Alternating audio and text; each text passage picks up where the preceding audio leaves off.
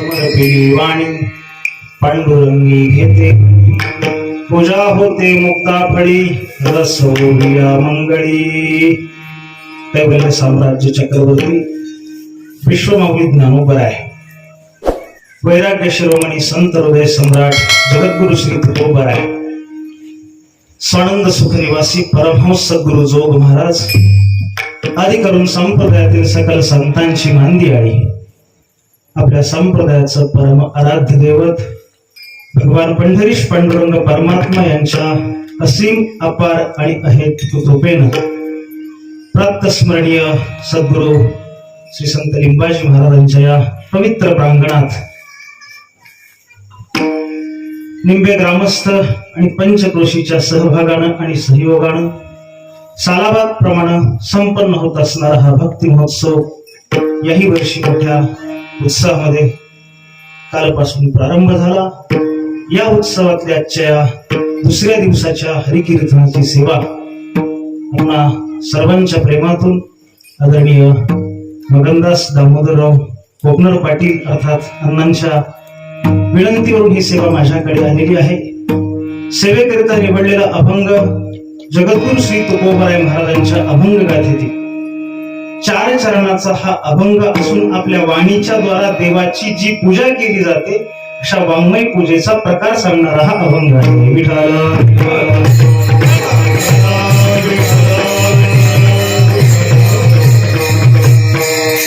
संकल्पित वेळेमध्ये हे वाक्पुष्प प्राप्त स्मरणीय सद्गुरु लिंबाजी महाराजांच्या चरणारविंदी समर्पित करण्याच्या निमित्तानं इथं उपस्थित असणारे आपण सर्व श्रोतृ सज्जन मायबाप उपस्थित सर्वच आडकरी वृंद गुणीजन गायक वृंद मदंगमणी खामगळ महाराज सर्वाधिक वादक पुत्रतुल्य आदरणीय नाना दोन्ही विनेकरी चोपदार या सर्वांच्याच बरोबरीनं तुमच्या सद्गुरु जोग महाराज वारकरी शिक्षण संस्थेमध्ये अध्ययन करत असलेले माझे 2 छोटे गुरुबंधू या गावचे सुपुत्र आदरणीय दत्ता महाराज बेरगळ आणि माऊली महाराज खामगळ आपणा सर्वांच्या उपस्थितीत ही सेवा बाबांच्या चरणी समर्पित करायची.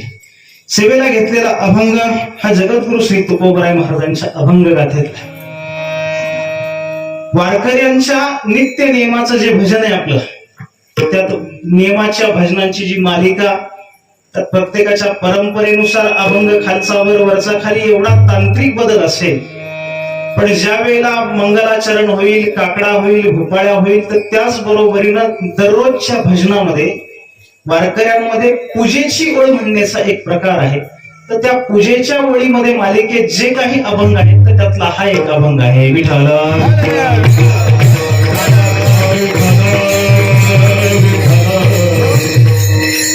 आणि त्या एकूण पूजेच्या ओळीमध्ये देवाची पूजा काय प्रकारानं करावं किंवा पूजा करण्याकरता तुकोबरायांच्या पुढे ज्या काही अडचणी उभ्या राहिल्या तुकोबरायांनी त्याचा संवाद देवाशी साधलेला आहे. तर त्या प्रकरणातला असणारा हा अभंग आहे आणि वाणीच्या द्वारा आपण देवाची काही पूजा करतो त्याचा प्रकार तुकोबराय सांगतात. वाणीच्या द्वारा देवाची पूजा करणं याला आपल्याकडे पुष्पदंतांनी वाङ्मय पूजा असं म्हटलं. इत्तेषा वाङ्मय पूजा श्रीमद शंकर पादयो हे पुष्पदंतांचं वचन आहे.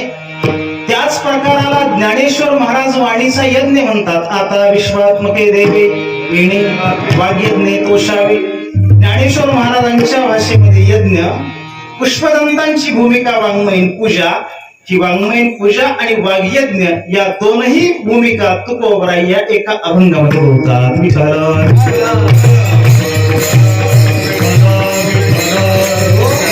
आता या चराचरामध्ये असलेल्या जीवसृष्टीचा विचार जर करायचा झाला मी केवळ जीवसृष्टी पुरतं बोलतो तर त्याच्यामध्ये असंख्य जीव आहेत. किती आहेत हे आपण मोजत बसलो नाही. मोजण्याकरता आपल्या बुद्धीला मर्यादा आहेत.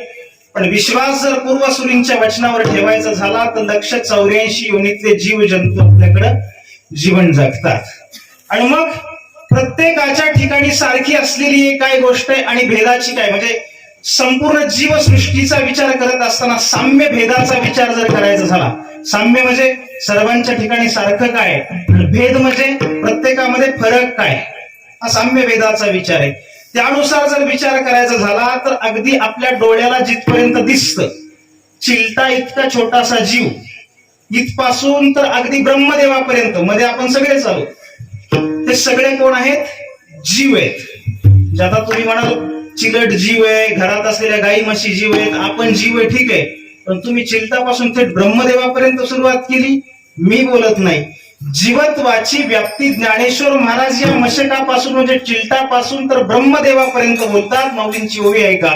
ब्रह्मेशाना परवते वाढणे नाही जीवाते. तर तिथपर्यंत सगळे आपण कोण आहोत? जीव आहोत. सर्वांच्या ठिकाणी जीवत्व ही सारखी गोष्ट आहे. जीवत्व शब्दाचा विचार करायचा झाला, अरे एवढं नाही किचकट करणार, पुढे मी येतो सोप्यावर, पण थोडस सहन करा 2 मिनिट. अज्ञान विशिष्ट चैतन्य हे जीवाचं लक्षण आपल्याकडे वेदांतानं केलं.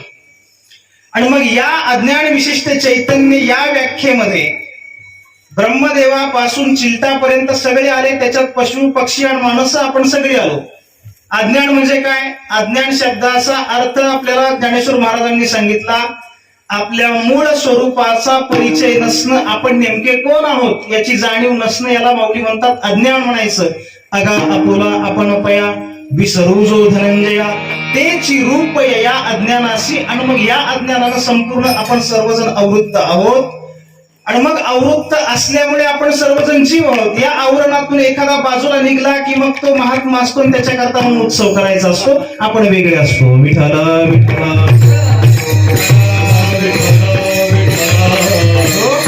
म्हणून आता जीवत्व ही गोष्ट सर्वांच्या ठिकाणी सारखी झाली.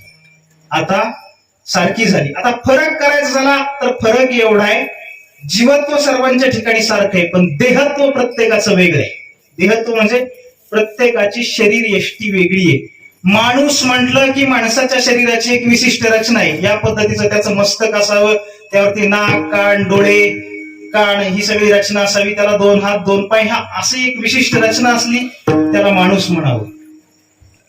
एखादा पशु असला तर त्याला पाय किती? 4. पशु म्हणजे प्राण्याला 4 पाय. शिंग 2. हा 2 शिंग. दिसणारी नसणारी तो भाग म्हणजे असणारी पण न दिसणारी. आता त्याच्या तपशिलात नका जाईल आपल्याला, तसं कोणी कीर्तनात असण्याची शक्यता कमी आहे. ही एक रचना आहे. शरीर प्रत्येकाचं वेगळं आहे. आता फार तपशिलात आपल्याला शिरायचं नाही, पण पक्ष्यांची शरीरं, पशुची शरीरं, कृमीची शरीरं, कीटकांची शरीरं ही सगळी आपण एका गटात घालू. त्यापेक्षा माणसाचा जीवनाचा विचार जर करायचा झाला तर सगळे पशु पक्षी आणि माणूस यांच्यात जर तुलना करायची झाली तरतम भावानं, तर ह्यापैकी आता आपण माणूस आहोत. आपण कोण आहोत? माणूस आहोत. मग माणसाचं शरीर चांगलं का पशु पक्ष्यांची कृमी कीटकांची शरीर चांगली हो? तुम्ही फार कावरबावर होऊ नका. माझ्याकडे तर कावरबावर व्हायचं कारणच नाही. समजा तो प्रश्न नाहीच कळाला आणि तुम्हाला असं सांगितलं ह्या शरीरातून तुम्हाला परत माणूस व्हायला आवडेल का, एखादी आळी व्हायला आवडेल, कीटक व्हायला आवडेल, माशी व्हायला आवडेल, एखादा साप व्हायला आवडेल, काय आवडेल तुम्हाला? तुम्हाला माणूसच व्हायला आवडेल. याचा अर्थ काय? बाकीच्या शरीरांपेक्षा माणसाचं शरीर श्रेष्ठ हा आपला अनुभव आहे. कारण त्याची अनेक आहेत. कारण ही सगळी जी भौतिक सृष्टी आहे, तर इथलं जलावरण असेल, पर्यावरण असेल, वातावरण असेल, तर यावरती सर्वाधिक कब्जा कोणत्या जीवाचा आहे? तो माणसाचा आहे. साधी त्याच्यावर बराचसा युक्तिवाद करणं शक्य, पण थोडासा निर्देश करून जर पुढे जायचं झालं, सर्व योनीच्या ठिकाणी काही गोष्टी सारख्या आहेत. नाथ महाराजांनी सांगितलं आहार, निद्रा, भय आणि मैथून. बरोबर आहे. मी सर्वांचा विस्तार करीत नाही. पहिली गोष्ट आहाराची, ती पण फार महत्वाची. मी सुद्धा त्यासाठी 8 वाजता आलो होतो. पुन्हा गर्दीत पंक्तीत आपल्याला जागा मिळते न मिळते, पण ती तेव्हाची मजा आता नाही वाटत. विचार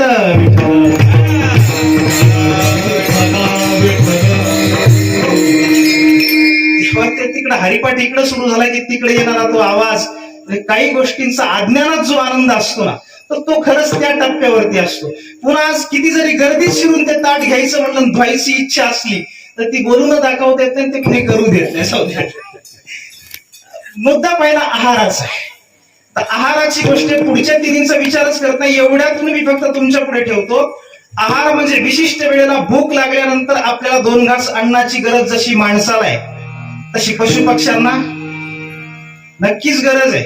विशिष्ट वेळेला त्यांचा चारा पाणी आपल्या गाई म्हशींना जसा करावा लागतो. कधी कधी आता ह्या परिसरात तिकडून बिबट्या पण फिरायला लागला आपल्याकडे. कशासाठी फिरतोय तो? तो त्याच्या पोटासाठीच फिरतोय. प्रत्येकाला आहाराची गरज आहे. आता फक्त तुम्ही अजून जागे आहात सगळे म्हणून एका प्रश्नाचं उत्तर द्या. या जगात एखाद्या माशीला आहाराची गरज आहे, आळीला आहाराची गरज आहे, पक्ष्याला आहाराची गरज आहे, पशुला गरज आहे आणि माणसालाही गरज आहे. प्रत्येक जण आपापल्या परीनं अन्न खातो.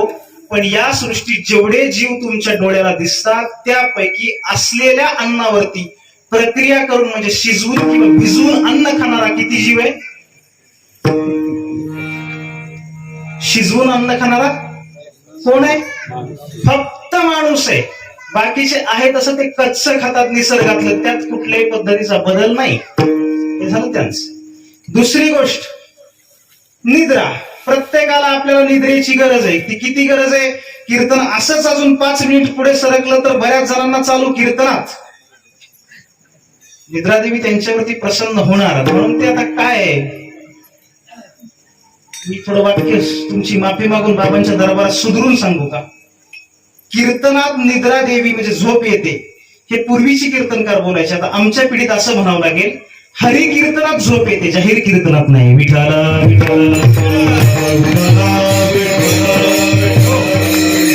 म्हणून आता संयोजकांच्या पण त्या सगळ्या अपेक्षा बदलल्या. कीर्तनाला म्हणली बरं का गावातली ती सुज्ञ माणसं चांगलं होतं त्यामुळे आपल्याला काय म्हणता येत नाही, पण पुन्हा ना काय म्हणणार काय, सगळी माणसं झोपली. मग माणसं झोपली नाही पाहिजे असं कीर्तन. आता हे घरचं कीर्तन आहे म्हणून सांगू का? जरी चित्रीकरण असलं चालू तरी काय अडचण नाही. दत्ता महाराज मी त्या सांगली जिल्ह्यात शिराळा तालुक्यात कीर्तनाला गेलो, तेवढं फक्त शिराळा सांगतो, गावाचं नाव पुन्हा तुम्हाला सांगेल मी कधी. काही गावात कीर्तनकार लवकर पोहोचणं हे पण त्या दिवसाचं त्याचं पाप म्हणावं लागतं. आपली गरिबीमुळे प्रवास एसटीनं वेळेला कसं जायचं, मग 4 वाजता मी त्या गावात गेलो. महाशिवरात्रीचं कीर्तन असल्यामुळे रोजची कीर्तन 7 ते, पण शिवरात्रीचं 10 ते 12. फेटा बांधताना तिथला सरपंच आला माझ्याकडे, म्हणला महाराज कीर्तन असं झालं पाहिजे. असं म्हणजे कसं? म्हणलं गांधन चावल्यासारखं.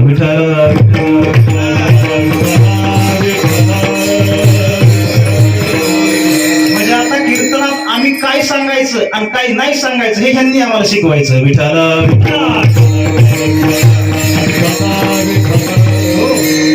म्हणजे काय, एकदा मी कुरेकर बाबांच्या खोलीत बसलो होतो, गुरुवारीच्या गप्पा सहज दुसऱ्या वर्षी आलो पाठात. तर बाबा लोक कीर्तनात का झोपतात त्याचं कारण त्या दिवशी बाबांनी मला सांगितलं ना, माझी झाक गेली. ते अरे माणसं कीर्तनात झोपतात त्याचं कारण असं आहे, झोप ही खानदानी स्त्री आहे. कोण आहे? खानदानी स्त्री आहे, कुलवान आहे ती. आणि बाबांनी असं सांगितलं, कुलवान स्त्रिया आल्या तर कीर्तनालाच येतात, त्या तमाशात कधी जात नसतात.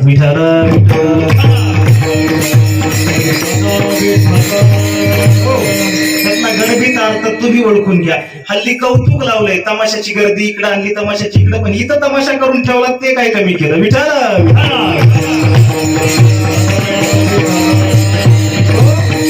मी कशासाठी सांगतोय? निद्रा ही गोष्ट सर्वांच्या ठिकाणी सारखी आहे. ही झोप झाल्यानंतर प्रत्येकाला टवटवीत व्हायचंय, ताजं तवानं व्हायचंय, त्यासाठी आवरायचंय, मराठीत सांगायचं तर फ्रेश व्हायचंय. मग त्यासाठी त्याला हातपाय धुवायचे किंवा आंघोळ करायचे. प्रत्येकच जण इथला आंघोळ करतो, प्रत्येकाची दररोज असेल असं नाही. काय अपवादानं कधी महिन्याने कोणी आंघोळ करतील, कोणी म्हणजे माणसांचं नाही बोलत. मी इथं आलेले आपण दररोज आंघोळ करत आहात, या तुमच्या प्रामाणिकपणावर माझा पूर्ण विश्वास आहे. कुठली शंका घेण्याचा मला अजिबात अधिकार आहे. आपण दररोज आंघोळ करतोय. काही जण म्हणजे काही पशु पक्षी जेव्हा पाणी मिळेल तेव्हा आंघोळ करतील. आता अन्नाच्या बदला फरक मी जसं सांगितला तसं जेव्हा आंघोळ करण्याची वेळ इथल्या काही जीवांना प्राप्त होते त्या वेळेला निसर्गात आहे तसं उपलब्ध पाण्यानं आंघोळ करणारे सर्व जीव आहेत. पण निसर्गात उपलब्ध असलेल्या पाण्याला आहे त्यापेक्षा उष्ण करणं आणि गरम पाण्यानं आंघोळ करणारे किती जीव आहेत? काय झालं? गरम पाण्यानं आंघोळ करणारे किती आहे? फक्त माणूस आहे, तो गरम पाण्यानंच आंघोळ करतो. पाडवा असला, दसरा असला, गाया बैल धुवायची असली तरी ती कधी ओरडत नाहीत गरम पाणी करून आणून मग धुवा. नाही, ते थंड पाण्यानेच त्यांची आंघोळ आहे. पण गरम पाण्यानं म्हणजे प्रक्रिया करून अन्न खाणं, प्रक्रिया करूनच मग स्नान करणं, ह्या सगळ्या गोष्टींच्यामुळे माणूस काय इतरांच्या पेक्षा वेगळा ठरतोय. बाकीच्यांची जी शरीर आहेत त्या शरीरात ते आहेत, त्यांचं जीवन जगतायत, पण ज्या प्रकृतीमध्ये ते जीवन जगतायत त्याच्यावरती त्यांनी अजून मालकी कधी सांगितलेली नाही. अजून कुठल्याही जंगलामध्ये पक्ष्यांनी असे वाटप करून घेतलेली नाही की ही एवढी झाडं आपली आणि मग ह्या एवढा परिसर आपला. त्यांनी नाही ठरवलं, हे आपण ठरवलेलं. हे एवढं एकर आपलं, ते तेवढा गुंठात आपलं. हे कोण माणूस इथं मालक्या दाखवत, ते कधी दाखवत नाही. म्हणून माणसाचं शरीर हे इतरांच्या पेक्षा वेगळं आहे. त्याच्यामध्ये काही सामर्थ्य या शरीरामध्ये, म्हणून त्या सामर्थ्याच्या जोरावरती या माणसानं या जगामध्ये काही प्रगती केली. काय प्रगती केली? त्या प्रगती करता माणसानं दुसऱ्या पशु पक्ष्यांना आपल्या सेवेला जुंपलंय. आपल्या सेवेला. हे आता किती पेट्रोल डिझेल महाग झालं तरी गाड्या वापरणं कुणीच कमी केलेलं नाही, ओरडणं रोज चालू असलं तरी. पण पूर्वी ज्या वेळेला 15-20 वर्षापूर्वी या झाडीत माणसं कीर्तनाला यायची, जेवढी माणसं इकडे असायची तेवढा कीर्तनात जेवढा मृदंगाची थाप अधून मधून ऐकायला यायची, तेवढ्याच त्या संगळांच्या किंवा त्या घाट्यांचे आवाज पण आपल्याला ऐकायला यायचे. का? शेगोड, माळंगी, आंबेजळगाव, आळसुंदे इथून माणसं कशानं प्रवास करत यायची? बैलगाडीनं. म्हणजे बैल आपल्या सेवे करता असायची, नांगरणी करता बैल असायची. आता त्यांच्या सेवेतून आपण त्यांना थोडं कमी केलंय, म्हणून कुठल्याही बैलानं अजून माणसाला त्याचं एखादं काम नाही सांगितलेलं. म्हणजे या इतर पशु पक्ष्यांच्या वरती माणसानं आपले एक मालकी किंवा हक्क गाजवले. म्हणून माणसाचं जीवन इतरांच्या पेक्षा कसं आहे आता? श्रेष्ठ आहे. अपेक्षा जर करायची झाली तर त्यांच्या शरीरापेक्षा माणूस पुन्हा कोणत्या शरीराची अपेक्षा करेल? माणसाच्या शरीराची अपेक्षा करेल. आता हे 2 गट झाले, इतर सगळे पशु पक्षी आणि माणूस. आता यात ते झाले कनिष्ठ आणि माणूस झाला श्रेष्ठ. पण आता संपूर्ण त्रैलोक्याचा विचार करायचा झाला तर अशी काही शरीर या जगात आहेत, जगात शब्द मागे घेतो मी, या त्रैलोक्यात आहेत, ब्रह्मांडात आहेत, की तिथं असणाऱ्यांच्या शरीरापुढं माणसाच्या शरीराला पण आता मागं सरकावं लागतं. कोणाची? ज्याला आपण गंधर्व म्हणतो, ज्यांना आपण अप्सरा म्हणतो, ज्यांना आपण इंद्र म्हणतो, हे फक्त आपण ऐकून आहोत. कुठं असतात ते तुम्हाला माहित नाही. मी सांगतो, कारण तुम्ही अजून तिथं कोणी गेलेलं नाही. हे सगळे राहतात स्वर्गात. स्वर्गात कोण गेले? स्वर्गातले महाराज आहेत. पण मी ज्या स्वर्गात म्हणतोय त्या स्वर्गात कोण गेलाय का? तिथं अजून कोणी गेले नाही. विठ्ठल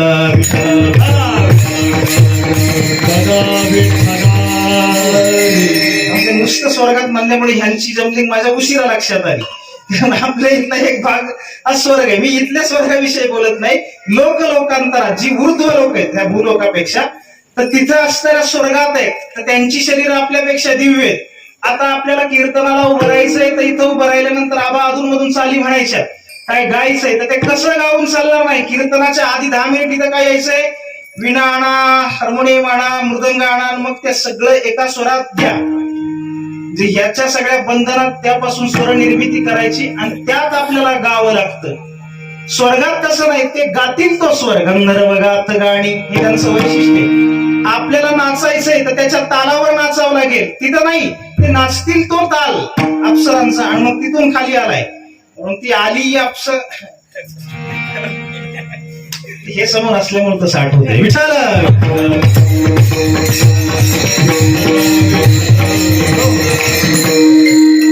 हे सगळं त्यांची शरीर आपल्यापेक्षा वेगळी कशी? आता हे थेट समजत नसलं तर एक इतिहास सांगतो या देशाचा. इथं एक जण तपश्चर्याला बसले. कोण? व्यासपुत्र शुकाचार्य तपश्चर्याला बसले आणि ते तपाला बसल्यानंतर स्वर्गाचा राजा असणाऱ्या इंद्राला काळजी पडली, यांच्या तपस्साधनेनं कदाचित या गादीवरती जर याचा अधिकार प्राप्त झाला तर आपलं काय? मग पुन्हा खाली जाण्यापेक्षा, म्हणून मग त्याच्या साधनेत व्यक्ती आणण्याकरता त्यांनी स्वर्गातून एक बाई पाठवली. स्वर्गातल्या बाईला बाई नाही म्हणायचं, तिला अप्सरा म्हणायचं. त्यांनी स्वर्गातून रंभेला पाठवली. ती रंभा आली आणि ध्यानस्थ असलेल्या शुकाचार्यांच्या पुढे काही चाळे करायला लागले. शुकाचार्य तिला जमणच, तिच्याकडे बघेनच, त्यांचं ते ध्यान चालले. तर त्यावेळेला ती वैतागून म्हटली, महाराज तुम्हाला काही कळतंय की नाही? अहो, स्त्रियांच्या पाठीमागे येण्यासाठी पुरुष माणसं इतका प्रयत्न करतात. मी तर या लौकिकातल्या स्त्रियांच्या प्राप्तीसाठी लोक इतके प्रयत्न करतात. मी तर इथली लौकिकातली स्त्री नाही, मी तर स्वर्गातून आलेली. आमचं फक्त वर्णन ऐकून आमच्या प्राप्तीसाठी यज्ञ यागांच्या शिड्या लोक पृथ्वीपासून स्वर्गाला लावतात. ऐकोनी स्वर्गीची उर्वशी वारत्या लाविती आकाशी यागांची, असं 18व्या अध्यायात ज्ञानेश्वर महाराज म्हणतात. आमच्या प्राप्तीसाठी लोक शेकडो यज्ञ करतात, तरी आम्ही प्राप्त होऊ की नाही माहित नाही. असं असताना मी अनायासे तुमच्या पुढे येऊन उभी राहिलेली आहे आणि मला पाहून तुम्ही हे काय डोळे झाकताय, काय ध्यान करताय? हा परमार्थ करायचा आणि पारायणाला बसायचं कधी? म्हातारपणातल्या गोष्टी या वयात करण्याचं नाही. त्या वयात मी तुमच्या पुढे उभी आलेली, उठा इथून आणि चला माझ्या बरोबर, भारत माझ्या बरोबर. त्यावेळेला शुकाचार्यांचा तिचा संवाद झाला. ते सांगायला लागले, बाई तू बाकीच्या माणसांच्या गोष्टी मला सांगते की हे सगळे मागे पळतात, पण त्यांच्यात आणि माझ्यात फरक आहे. काय फरक आहे? बाकीचे पुरुष ज्या वेळेला स्त्रियांच्या अभिलाषेने त्यांच्या मागे येतात, तर ते स्त्रियांना फक्त वरून बघतात म्हणून त्यांच्या मागे येतात. मी मात्र तसा नाही. मी स्त्री शरीराचा वरून नाही, आतून अभ्यास केला. कसा? त्यांनी सांगितलं, बाकीचे लोक आईच्या उदरात असतात, पण गरोदर मातेचे 9 महिने पूर्ण झाले की 10व्या महिन्याच्या पहिल्या 8-15 दिवसात त्यांची प्रसूती होते आणि ते जन्माला येतात. पण मी त्यातला नाही. मी माझ्या आईच्या पोटात आतमध्ये 12 वर्ष राहिलोय. ब्राह्मणाचे पोरी एक खेळास निघाले, ते 12 वर्ष लपाले रे. कापत कापत बाहेर आले, ते नागवेची पडून गेले. हे माझं वर्णन आहे. मी आईच्या पोटात आतमध्ये 12 वर्ष राहिले, त्यामुळे बाहेरून माणसं बोलतात, पण आत त्या शरीरात काय ते मला चांगलं माहिती, त्यामुळे मला काय याच्यात अडकू नको. आता मुद्दा तिनं पकडला. तिनं सांगितलं, सुखदेव तुम्ही स्त्री शरीरात राहून त्याचा अभ्यास केलाय, आत राहून असं म्हणताय, बरोबर आहे. हा मोठेपणा मला सांगायचा नाही. का? तुम्ही ज्या स्त्रीच्या शरीरात राहिला ती तुमची आई, ही एक मृत्यू लोकातली स्त्री होती, पण मी मात्र स्वर्गातून आलेली आहे. तुमच्या मृत्यू लोकातली शरीर, आतमध्ये रक्त, हाड, मांस, या सगळ्या विटंबना निर्माण करणाऱ्या गोष्टी असतात. तसं माझ्या शरीरात काहीच नाही, बघायचंय तुम्हाला. असं म्हणून आपल्या नखांनी तिने स्वतःच पोट फाडलं. त्यावेळेला त्या पोटात रक्त, मांस असं काही नव्हतं. मग तिथून अत्तरासारखं सुगंधी द्रव्य वाहत होतं, पिंजलेल्या कापसासारखा सगळा भाग होता. माझा मुद्दा इथे संपला. अगोदर बराच वेळा आपण तुलना केली होती. पशु पक्ष्यांच्या पेक्षा श्रेष्ठ शरीर कोणाचं झालं होतं मगाशी? माणसाचं. पण जेव्हा स्वर्गातला एखादा माणूस आपल्या पुढे येईल, तेव्हा मात्र त्याच्या शरीरातून आपल्या शरीरात श्रेष्ठ कोणाचं शरीर ठरलं? ते स्वर्गातलं. विठ्ठल. आता ह्या 3 प्रकारच्या शरीरांचा विचार केला आपण. ह्या तिन्हींना आपण श्रेणी देऊ. एकाला श्रेष्ठ म्हणू, दुसऱ्याला कनिष्ठ म्हणू आणि मधल्याला मध्यम म्हणू. आता श्रेष्ठ शरीर कोणाचं आहे? श्रेष्ठ शरीर स्वर्गातल्याचं आहे, कनिष्ठ शरीर पशु पक्ष्यांचं आहे आणि मध्यम पातळीवरती शरीर कोणाचं आहे? ते आपलं माणसांचं आहे. या 3 पद्धतीने आपण मध्यम, श्रेष्ठ आणि निकृष्ट हे 3 टप्पे केले. आता माणसापेक्षा स्वर्गातल्यांची शरीर श्रेष्ठ आहे हे आपलं सिद्ध झालं. पण तरी सुद्धा आपल्या संपूर्ण भारतीय तत्वज्ञानातलं वाङ्मय आपण पाहिलं, वेद पाहिले, शास्त्र पाहिली, किंबहुना आपल्या संतांची सगळी अभंग रचना किंवा त्यांचं एकूण साहित्य जर पाहिलं, तर तिथे पशु पक्ष्यांच्या शरीरांची तुलना, विचार किंवा वर्णन करण्याचं तर कुठलंही तात्पर्य नाहीच. पण स्वर्गातली शरीर जरी असली, दिव्य असली, तरी त्यांचंही वर्णन केल्याचं कुठं आढळत नाही. जेव्हा शरीराचं वर्णन करण्याची वेळच संतांवरती आली, तेव्हा तोंड भरून वर्णन संतांनी केलं. ते फक्त मानवी शरीराचं.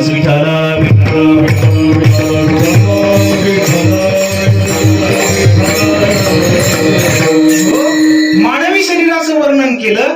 आणि या मानवी शरीराचं वर्णन करत असताना तुकाराम महाराज तर एके ठिकाणी असं म्हणतात की या मानवी शरीरामध्ये आलेल्या जीवाला त्याच्या जीवनामध्ये फार मोठा धनाचा लाभ झालेला आहे. नरदेह निधान, लागले हाती उत्तम सार उत्तम गती, देवची होईल म्हणती ते होती, तरी का चित्ती धरावे. हे तुकोबरायांचं वचन आहे. नरदेह निधान, लागले हाती. निधान म्हणजे धनाचा ठेवा. काय सामर्थ्य या शरीरात आल्यानंतर? देवची होईल म्हणती ते होती. ऐका, ह्या चरणाचा विस्तार सांगताना किंवा या चरणाच्या निरूपणासाठी आमच्या संस्थेचे अध्वरी वैकुंठवासी गुरुवारी मामासाहेब दांडेकर एक युक्तिवाद सांगायचे. ते असं म्हणायचे, एक भिंत होती, त्या भिंतीवरती एक माणसाचं चित्र काढलेलं होतं.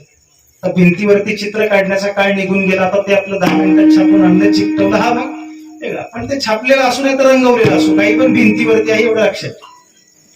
भिंतीवरती माणसाचं चित्र काढलं, सुंदर चित्र त्या चित्रकारानं काढून झालं. काढून झाल्यानंतर त्याच्या लक्षात आलं, मधोमध चित्र काढले, बाजूला जरा बरीचशी जागा दिसते, अजून काहीतरी काढता येईल. काय काढावं? त्याने विचार केला अजून दुसरं एखादं फुलाचं मग काय चित्र काढण्यापेक्षा आपण तिथं काहीतरी लिहू. काय लिहायचं? त्याने विचार केला मराठी तर सगळेच लिहितात, आपण थोडी वेगळी भाषा लिहू. मग त्यानं इंग्रजीतलं काहीतरी लिहायचं ठरवलं. त्याचं इंग्रजी जेमतेमच होतं, थोडंच त्याला काहीतरी येत होतं, त्यामुळे एक छोटासा इंग्रजीतला त्यानं शब्द लिहिला. 3 अक्षरं त्याच्यात होती. त्यातलं पहिलं अक्षर होतं जी, दुसरं होतं ओ आणि तिसरं होतं डी. ही 3 अक्षरं आली एकत्र आली की त्या शब्दाचा उच्चार होतो गॉड. मराठीत त्याचा अर्थ काय होतो? मराठीत त्याचा अर्थ होतो देव. हे लिहिलं त्यांनी त्या चित्रातल्या माणसाच्या उजव्या हाताला, म्हणजे बघणाऱ्याच्या डाव्या बाजूला. हे तेवढं लिहिलं. त्या चित्राच्या शेजारी त्यांनी एक बाण काढला. बाण म्हणजे काय? एक रेष आणि तिला एका बाजूला टोक, त्यांना अशी उभी रेष काढली आणि वरच्या बाजूला एक टोक काढलं. हे झालं उजव्या बाजूला. आता त्याने विचार केला उजव्या बाजूला हे झालं, पण डावीचा आवाज नको व्हायला म्हणून डावीकडे काहीतरी लिहू. तर त्याचं शब्द भांडार मर्यादित होतं, त्याला बारशे काही शब्द येत नव्हते. आता काय करायचं? दुसऱ्या शब्दाला डोकं लावल्यापेक्षा त्यानं तिथल्या तिथंच एक डोकं लावलं. त्यानं विचार केला हाच शब्द आपण इकडे लिहू. आता ह्या उजव्या बाजूला लिहिण्यापेक्षा दिशा बदलायची, तर त्याचा क्रम बदलू आपण. आणि मग पहिल्या अक्षरात शेवट असलेला डी त्यानं सुरुवातीला घेतला. वो आपला आठवले साहेबांसारखा कोणी सत्य ते आपलं कायम खुर्चीवर, त्यामुळे वो इकडे तिकडे दोन्हीकडे मध्ये होत. आणि तिकडे सुरुवातीला असलेला जी आणि इकडे शेवटी लिहिला. शब्द तयार झाला डॉग, मराठीत अर्थ होतो कुत्रा. आता इकडे बाणाची दिशा वर होती, तशी इकडे त्यानं बाण काढला, त्या बाणाचं टोक केलं खालच्या दिशेत. झालं, चित्र संपलं. आणि गुरुवारी मामासाहेब दांडेकर असं म्हणायचे, त्या चित्रकाराला त्या चित्रातून असं सूचित करून द्यायचं होतं, चित्र कोणाचं आहे? माणसाचं आहे. माणसा या जगात तू माणूस म्हणून जन्माला आलायस. वरचा बाण म्हणजे तू जर काही ठरवलंस, ठरवून विचारशील जीवन जगायला लागला, तर तू कोण होशील? गॉड, म्हणजे देवाची होईल म्हणत ते होती. आणि जर असं न करता तू खालच्या दिशेचा बाण म्हणजे कसाही वागायला लागला, तर तुझ्यात आणि